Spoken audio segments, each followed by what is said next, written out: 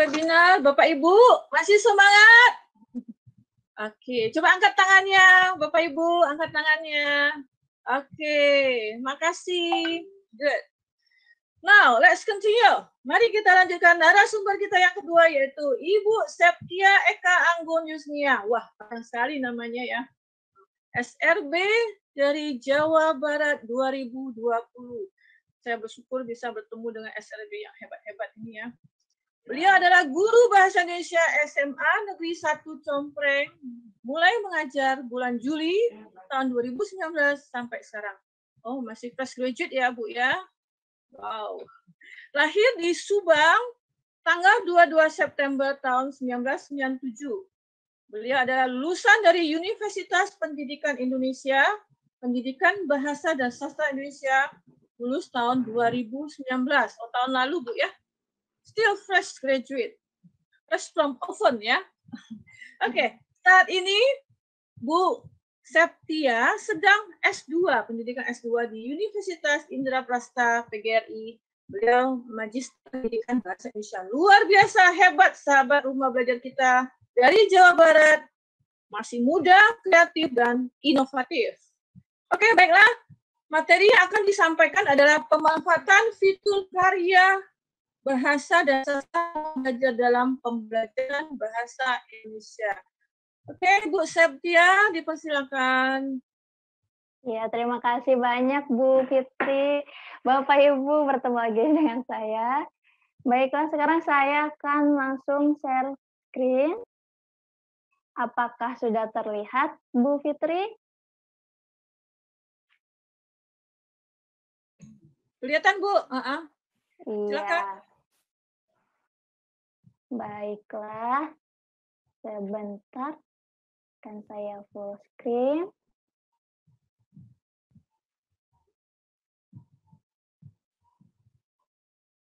Ya, ini jadi. Oke. Baiklah. Bapak Ibu, seperti yang sudah diperkenalkan oleh Bu Fitri, saya adalah Septia Eka Anggun Yusnia, sahabat Rumah Belajar Jawa Barat tahun 2020. Materi kali ini saya akan menjelaskan tentang bagaimana cara memanfaatkan fitur karya bahasa dan sastra dalam portal Rumah Belajar. Seperti yang sudah disampaikan oleh Bu Fitri sebelumnya, bahwa di portal Rumah Belajar ada 4 fitur utama, yaitu kelas maya, sumber belajar, bank soal, dan laboratorium maya. Selain itu ada 6 fitur pendukung, peta budaya, buku sekolah elektronik, wahana jelajah angkasa, karya, bahasa dan sastra, serta pengembangan keprofesian berkelanjutan, dan yang terbaru adalah EDM. Baik, langsung saja saya akan mengenalkan bagaimana cara kita memanfaatkan karya bahasa dan sastra Rumah Belajar di pembelajaran bahasa Indonesia.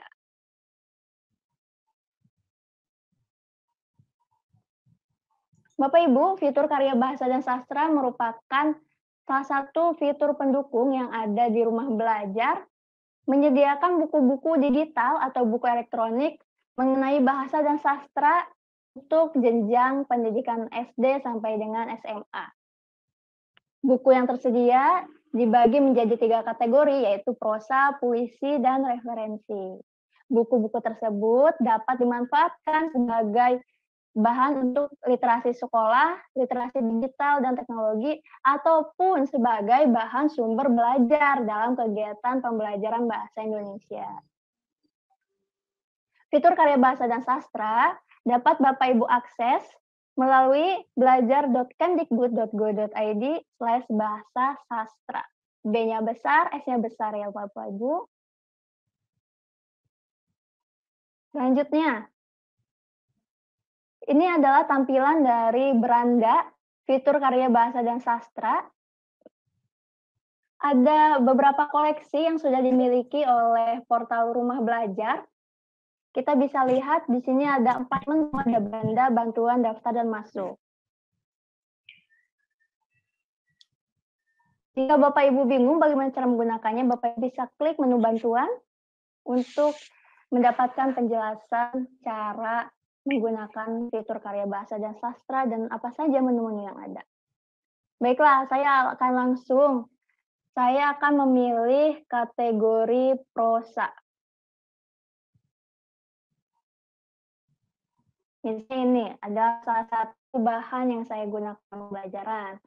Saya memilih antologi, esai dan cerpen berjudul Burung-burung Kertas. Ini dari menu prosa ya. Di sebelah kiri kita bisa lihat menu prosa, puisi, dan referensi. Lalu di sebelah kanan ini adalah konten-konten yang ada di dalam portal karya bahasa dan sastra. Untuk mengaksesnya, Bapak Ibu bisa klik lihat konten bahasa dan sastra, harus menggunakan internet, jadi pastikan ada koneksi internet. Nah, ini adalah tampilannya. Bentuknya berupa buku digital ya, seperti yang telah saya sampaikan. Ini ada menu-menunya, ada tanda panah ke kanan ke kiri itu adalah untuk membuka halaman buku.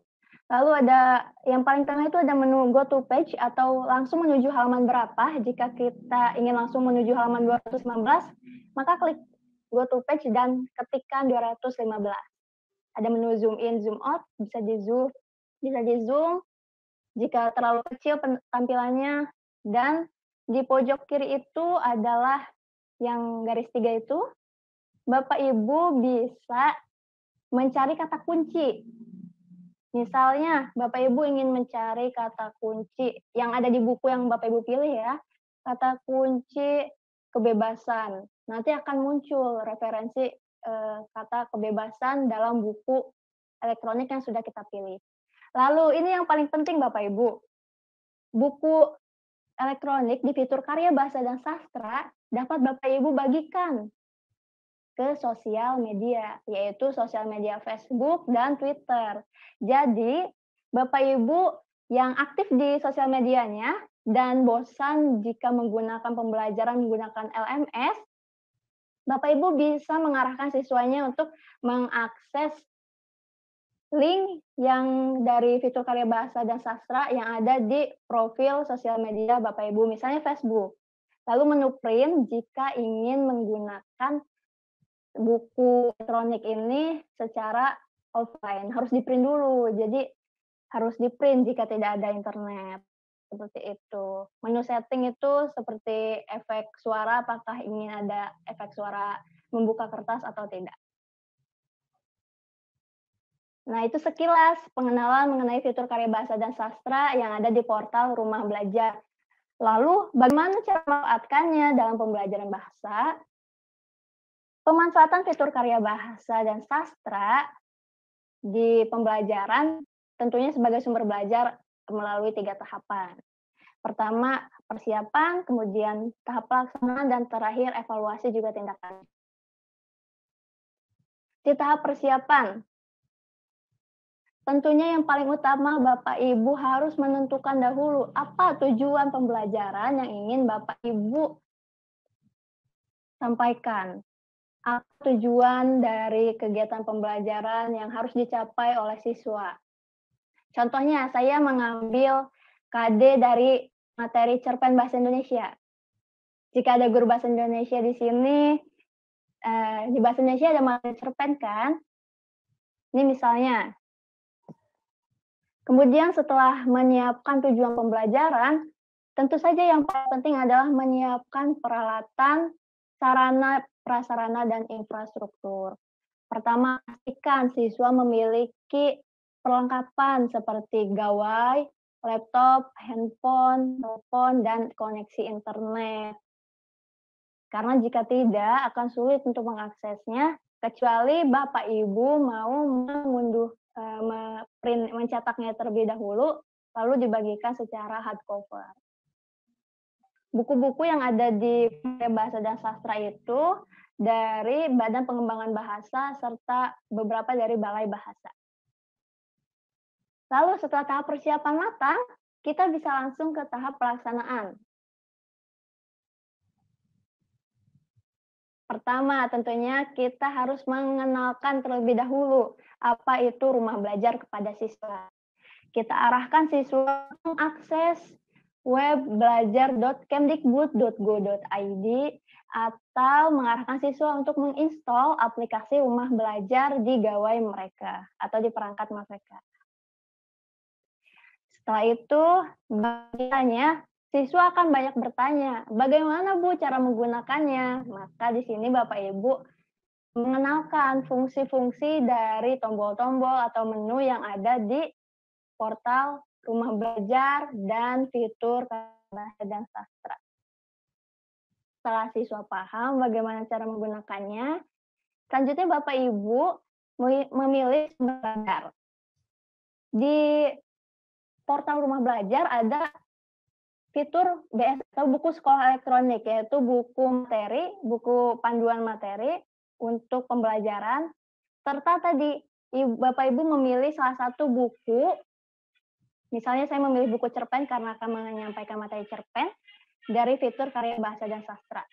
Nah, bukunya itu dibagikan kepada siswa, bisa melalui sosial media, misalnya Facebook, jika Ibu ingin mencoba pembelajaran dengan cara lain, atau ke LMS yang Bapak Ibu gunakan, lebih bagusnya lagi kelas maya. Lalu, strateginya, siswa memiliki sumber belajar dan perangkat yang mumpuni. Selanjutnya, siswa diarahkan untuk membaca. Bapak Ibu memilih salah satu cerpen yang akan dikaji oleh siswa. Setelah itu, siswa menanggapi bahan bacaan. Bapak Ibu bisa memberikan pertanyaan-pertanyaan yang memancing daya kritis siswa, kemampuan berpikir kritis siswa, misalnya apakah yang dimaksud dengan cerpen, apa saja unsur pembangunnya, dan lain sebagainya. Setelah itu Bapak Ibu bisa memberikan tugas kepada siswa tentang bagaimana cara mengkonstruksi ulang cerpen yang telah mereka baca. Misalnya menceritakan ulang secara lisan dengan mengirimkan video pembelajaran atau menuliskan cerpen tersebut dengan menggunakan bahasa sendiri. Setelah itu, pendidik mengumpulkan tugas-tugas yang telah Bapak Ibu berikan terkait pembelajaran cerpen tersebut. Terakhir di tahap evaluasi dan tindak lanjut. Setelah tugas dinilai, tentunya Bapak Ibu harus memberikan umpan balik ya, berupa feedback atau komentar mengenai karya dan tugas siswa yang sudah diberikan. Komentar positif yang membangun tentunya. Setelah itu, di pengelolaan hasil karya siswa, jika Bapak Ibu mengumpulkan karya siswa berbentuk kumpulan cerpen, Bapak Ibu bisa menggabungkannya sehingga menjadi sebuah antologi cerpen. Misalnya per kelas 10 misalnya, 10A, mengumpulkan antologi cerpen, lalu digabung menjadi sebuah buku dan jadi karya portofolio nantinya. Seperti itu.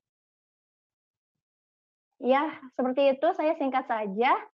Dan ini adalah alamat dari Rumah Belajar. Bapak Ibu bisa mengunjungi Rumah Belajar di webnya belajar.kemdikbud.go.id atau menginstal aplikasinya di Rumah Belajar. Kami juga Rumah Belajar memiliki sosial media yang tentunya sering sekali berbagi informasi bermanfaat mengenai pemanfaatan TIK dalam pembelajaran.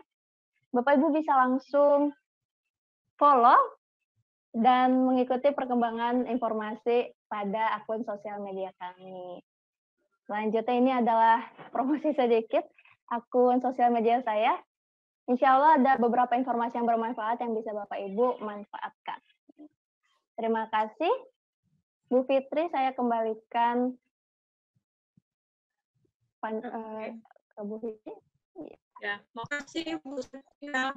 Bagus sekali ya. Paparannya bagus sekali. Semoga bermanfaat.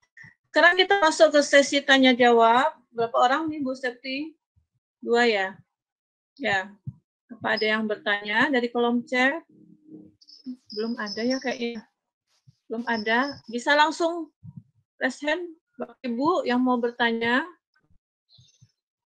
Oh iya, Hilwanti. Terima kasih. Silakan Bu. Ya, terima kasih Bu Fitri. Bisa didengar suara saya? Dengaran bagus Bu. Oke. Untuk Ibu Septia Eka Anggun ya, yang tadi sudah memaparkan materinya luar biasa. Terima kasih bisa bergabung dalam daring untuk hari ini. Saya terbantu sekali. Saya seorang guru SD. Iya. Iya. Dan mungkin berbeda dengan beberapa peserta yang lain ya, karena tingkatan sekolah dasar itu merupakan tingkatan yang mendasari anak untuk bisa belajar bahasa dengan baik. Dan untuk portal Rumah Belajar ini sepertinya sangat membantu kami untuk mengenalkan beberapa pemahaman tentang penguasaan bahasa anak ya. Karena saya akui untuk anak-anak sekarang ini punya kendala dalam berbahasa. Mereka lebih cenderung untuk menggunakan bahasa yang singkat, kemudian disingkat bahkan mungkin kita semuanya bisa tahu dari beberapa tulisan mereka yang ada OTW lah atau apalah istilah mereka sekarang. Nah, untuk pemahaman belajar bahasa ini saya melihat di portal belajar di kawasan. Nah, bagaimana untuk menarik siswa kami terutama yang setingkat SD ini untuk memahami membaca dengan baik, kemudian menguasai apa isi bacaan, sehingga dia bisa tertarik ya, tidak hanya tertarik pada permainan dalam hal ini game yang sering dikeluhkan oleh orang tua juga sih, dia memahami tingkat, oh ternyata banyak sekali loh cerita menarik di negeri ini, misalnya dengan penguasaan sastra gitu. Terima kasih, itu aja Ibu Septia dan Ibu Fitri. Ya, baiklah. Terima kasih pertanyaannya Bu Lili. Langsung aja Bu Septia menjawab. Iya. Ibu Lili, boleh tahu asalnya dari mana, Bu? Saya dari Jawa Timur. Saya dari guru SD Pawiatan Daha. Iya. Terima kasih Bu Lilik atas pertanyaannya. Baik Ibu, jadi inti pertanyaan adalah bagaimana ya kita mengenalkan minat membaca daripada kepada anak daripada mereka terus menerus bermain game seperti itu, Bu. Tentunya Bu, kalau dari sedikit pengalaman saya mengajar, kita harus melakukan pembiasaan terlebih dulu kepada siswa. Kita harus membuat siswa menyukai terlebih dahulu membaca dan menyukai terlebih dahulu buku. Lalu baru kita bisa membiasakan mereka membaca. Kita bisa, terutama untuk anak SD, kita bisa mengenalkan mereka dengan buku-buku dongeng bergambar yang lucu itu Bu, yang berwarna-warni, ya. Nanti jika siswa sudah suka membuka buku, kemudian sudah mulai rasa ingin tahunya besar untuk membaca buku, maka kita bisa membiasakan mereka untuk terus belajar membaca buku. Tentunya yang paling penting adalah komunikasi dengan orang tua. Orang tua itu perpanjangan tangan dari guru ya, guru terutama untuk pendidikan dasar seperti PAUD, TK, dan SD itu harus sering bekerja sama dengan orang tua. Di rumah juga harus dibiasakan orang tuanya itu mengenalkan kepada anak tentang kebiasaan membaca dan buku-buku. Bisa dari yang sederhana, misalnya tadi membeli buku dongeng, buku bergambar, karena anak itu kan suka dengan bentuk visual yang beragam ya, yang warna-warni, ada tokoh-tokoh lucunya. Lalu orang tua juga bisa nantinya itu sering mendongengkan sebelum tidur, dan nanti anaknya itu justru menceritakan ulang, dibuat sebuah video misalnya, lalu nanti orang tua bisa mengirimkan video tersebut kepada gurunya. Ini loh Bu, anak saya di rumah juga itu loh, bisa mengulang cerita yang sudah disampaikan, seperti itu Bu. Jadi intinya di pembiasaan terlebih dahulu dan kolaborasi antara guru dengan orang tua. Apakah cukup Bu? Terima kasih. Semoga tidak puas dengan jawabannya ya Bu, agar tetap semangat belajar. Iya. Masih ada pertanyaan Bapak Ibu? Cukup kayaknya Bu Septia ya. Iya, kalau begitu terima kasih banyak. Kesimpulan aja langsung ya Bu Septia, kesimpulannya. Iya. Bapak Ibu, teknologi itu ada untuk membantu kita dalam kegiatan pembelajaran. Jadi intinya itu tetap kreativitas guru dan kompetensi guru yang menentukan keberhasilan pembelajaran. Kami di sini di Portal Rumah Belajar memfasilitasi Bapak Ibu untuk menciptakan sebuah pembelajaran yang kreatif dan inovatif. Semoga bermanfaat ya yang disampaikan dalam webinar kali ini. Amin. Ya. Oke, makasih Bu Septia. Nah, oke, saya akan menutup narasumber yang kedua dengan pantun. Bapak Ibu masih bersama kami? Oke, saya akan berpantun nih. Harus jadi kawan untuk bisa berbagi. Tak harus jadi hartawan untuk bisa berbagi. Tak harus jadi ilmuwan untuk bisa berbagi. Marilah kita saling berbagi. Semoga dengan berbagi akan membawa berkah. Amin. Amin. Ya Allahumma amin. Oke.